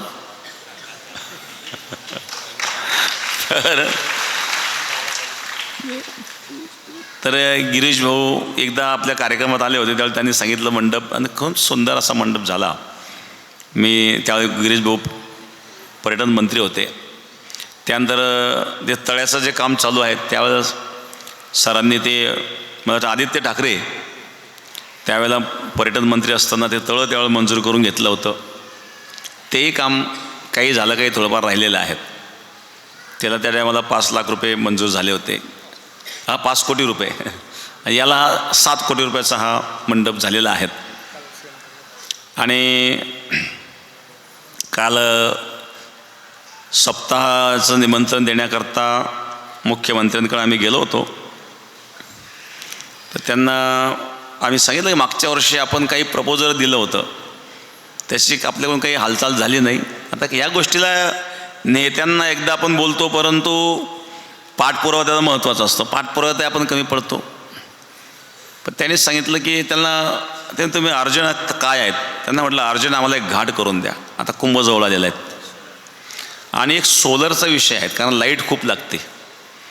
तर ते म्हणले आपण CSR फंडातून काहीतरी एक सोलरचं काम करू. सोलरचं फायनल झालं त्यांचं म्हणणं आहे. तर चांगली गोष्ट आहे. आणि म्हणजे पंढरपूरला गिरीश भाऊची भेट झाली, त्यांनी सांगितलं की आपल्याला CM साहेबांना पण निमंत्रण द्यायचं आहेत. तर त्यांनी वेळ घेऊन अचानक त्यांनी सांगितलं आम्हाला बोलवलं, आम्ही जाऊन आलो. तर मी त्यांनाही धन्यवाद देईल. आणि सर्वच ज्या नेत्यांनी आपल्याला सहकार्य केलेलं आहे त्या सर्व नेते मंडळाची, ते कोणत्याही पक्षाचे असू द्या, शिवसेना असेल, राष्ट्रवादी असेल, भारतीय जनता पार्टी असेल किंवा काँग्रेस असेल, आपण परमार्थ हा आपला मूळ उद्देश आहे. आणि या ठिकाणी सर्वच येतात आणि सर्वांनी यावं. यारे यारे लहान थोर याती भलते नारी नर, करावा विचार न लगे चिंता कोणाची. हे बेट हे सर्वांचं आहेत. आणि कुठल्या प्रकारचं राजकारण इथं होऊ नये आणि कोणी करीतही नाही, आतापर्यंत कोणी केलंही नाही. आपला हाच उद्देश आहे की आपण सर्वांनी येऊन समाजाची सेवा आपल्याला करायची, आणि हे समाजाचं कार्य आहे. जरी एखादं काम एखाद्या नेत्याला आम्ही सांगितलं असलं तरी त्यामध्ये आमच्या स्वतःच्या स्वार्थाकरता आम्ही काही सांगितलेलं नसतं. ते समाजाची सेवा आहे, ते सगळ्यांचं कर्तव्य आहे. आणि म्हणून हे कामं जे या ठिकाणी दिसत आहेत, चालू आहेत, खूप आपल्या सर्वांच्या सहकार्याने होत आहेत. श्रीरामपूर तसं बेट हे श्रीरामपूर तालुक्यामध्ये येतं. श्रीरामपूर तालुक्यात आल्यामुळं वैजापूरच्या तालुक्याच्या नेत्यांची इच्छा असूनही काही कामं होत नाही, तर तेल नाही लावायचं. पण वर मंत्रालयाच्या लेवलला निश्चित आपले कामं या ठिकाणी होत आहेत. आता आपल्या वैजापूर तालुक्यातले भरपूर नेते मंडळी या ठिकाणी उपस्थित आहेत. त्यांना इथं करावं वाटतं, पण इथं नाही केलं तर तिकडं वैजापूर तालुक्याच्या बाजूने आपल्याला काही करू शकतो, काय करायचं असेल ते. तर आणि एक शब्द गिरीश भाऊने दिलेला आहे की आपल्याला जे कंपाऊंड करायचे, या संपूर्ण बेटाला जी गॅबिन वॉल करायचे, तर त्याला जवळजवळ तर त्याचं 60 कोटीचं प्रपोजल तयार झालेलं आहे. तर ते म्हणे 30 कोटी आपण 2 टप्प्यामध्ये देऊ. कारण हे मागच्या 2019मध्ये जो महापूर आला होता त्यावेळेला जवळ 1-1.5 एकर जमीन आपली वाहून गेली इथं पाठीमागच्या बाजूने. का सुरुवातीला पाणी खूप वाहिलं, पण ते कमी वाहिलं, त्यामुळे खालून ते खचलं. आणि जेव्हा पूर आला तेव्हा ते बांबूच खाली पडले आणि ते माती घसरल्या गेली. आणि म्हणून काय असतं, इथं महापूर जेव्हा येतो त्यावेळेला कुठून तरी माती वाहून जाते. म्हणून त्याच्याकरता याला चारही बाजूला गॅबिन वॉल म्हणजे दगडाची वॉल असेल, जाळी लावली जाते. त्याला दगड भरून जाळी लावून अशा प्रकारची ते वॉल केली जाते. तर अशा संपूर्ण बेटाला जर ते संरक्षण भिंत तयार झाली तर भविष्यामध्ये वाहणार नाही. अशा प्रकारे ही सुरक्षा कायमची आपली होऊन जाईल. आणि म्हणून त्याकरता त्यांनी जे आपल्याला शब्द दिला, लवकरात लवकर ते कार्यही पूर्ण हो, त्याकरता जो पाठपुरावा आहे तो लवकरात लवकर आपल्याला करावा लागेल. कारण शेवटी नेत्यांकडून शब्द घेतल्याच्या नंतर तो पाठपुरावा होणंसुद्धा फार महत्त्वाचं असतं. आणि या ठिकाणी आपण सर्वच कष्ट घेत आहात, आमचे धनुभाऊसुद्धा कष्ट घेतात. इथं सर आहेत, इथं पाटील आहेत, आमचे दिनेश भाऊ आहेत, आमचे पंकज भाऊ आहेत, त्याचप्रमाणे श्रीरामपूर तालुक्याचे कांबळे आहेत, माजी आमदार कांबळे साहेब, बी आर पाटील आहेत. हे सर्वच नेते मंडळी असतील, हे सर्व आपल्या बेटावर श्रद्धा ठेवणारी लोक आहेत. ते वेगवेगळ्या पक्षात असू शकतात, कोण कोणत्या पक्षामध्ये आहे हा भाग वेगळा आहे, परंतु आपण सर्व गंगागिरी महाराजांना मानणारे आहोत. आणि या कार्यामध्ये ज्या ज्या पद्धतीनं आपल्याला सहकार्य करता येईल त्या पद्धतीने आपण सहकार्य करीत आहात आणि पुढे होत राहील. हे रस्त्याची कामंसुद्धा आपला वैजापूर रस्ता खूप सुंदर आपण केला, निश्चित चांगलं ते मला चांगलेलं जे काम झालं ते झालं आहे, त्याबद्दल मी सरांना या ठिकाणी धन्यवाद देईल. आणि बाकीचे आपले जे काही सर्व नेते मंडळी आहेत त्यांनाही सर्वांना मी धन्यवाद देईल. मग भारतीय जनता पक्ष असेल किंवा शिवसेना असेल आज एकत्रितच आहेत, त्याच्यामध्ये राष्ट्रवादीसुद्धा बरोबरच आहेत, महायुतीमध्येच आहेत. आणि मग हे श्रेय या महायुतीतील सर्वांनाच मी देतो.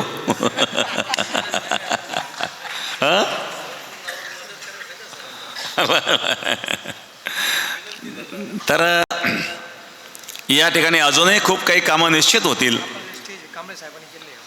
ज्या स्टेजवर आपण बसलो आहेत, हे स्टेज मला वाटतं जवळजवळ 55 लाख रुपये त्यावेळेला कांबळे साहेबांनी आपल्याला दिले 2-3 टप्प्यामध्ये.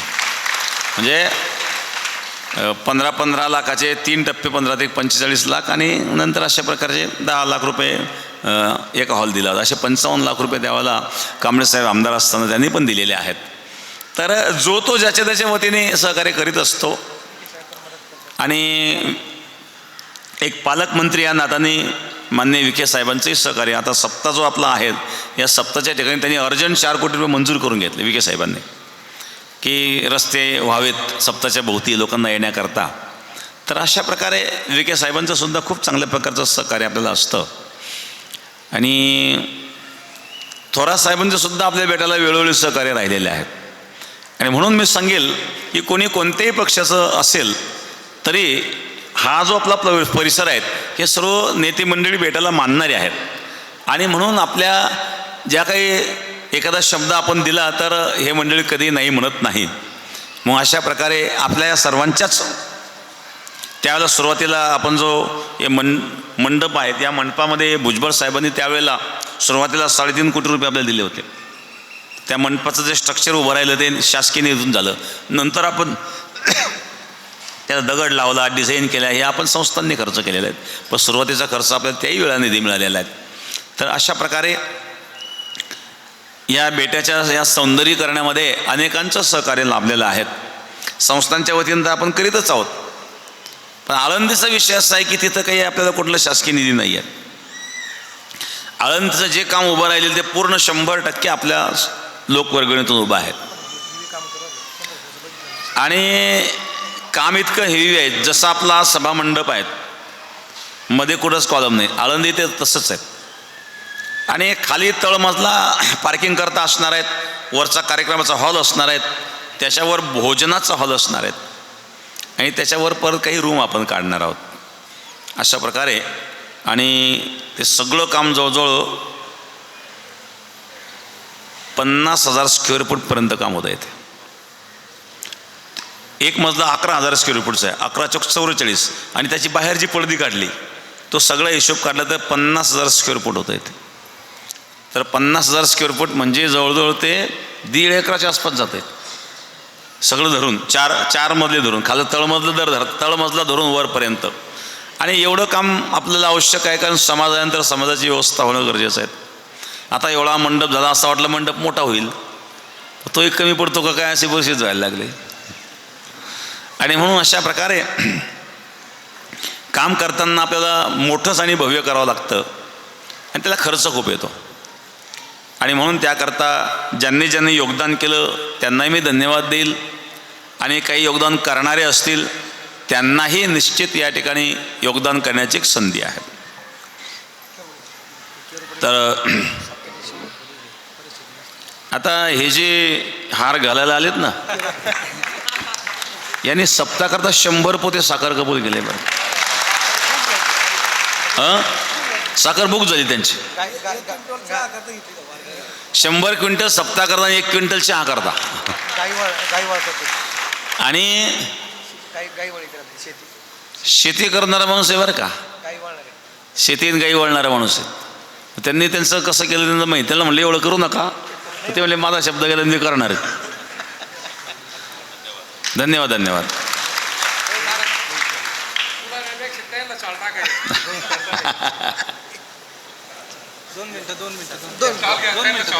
घ्या 100 पोते साखर सप्ताला आणि वारकऱ्यांच्या चहा करता 1 पोतं 101 पोतं घ्या.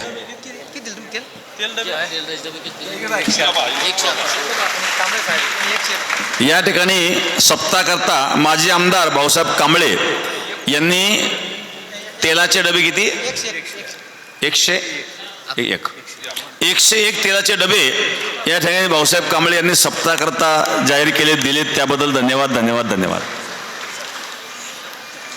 आणि साऊंड सिस्टीम सेवा आपल्यापर्यंत आवाज पोहोचवण्याचं काम ज्या साऊंड सिस्टीमद्वारे होत आहेत, गोकुळ साऊंड आणि स्टेज मॅट लहानू तनपुरे नादी आणि कॅन सेवा संदीप बारसे विरगाव आणि ही जी रांगोळी काढलेली आहेत हे स्टेज अर्षदताई मोहीन वागलगाव आणि मंदिर अविनाश पोटे वैजापूर स्नेहल बाहुले यांनी हे रांगोळी काढलेली आहेत.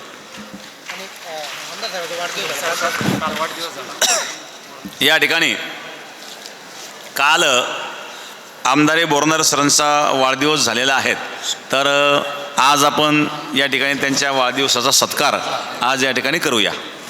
या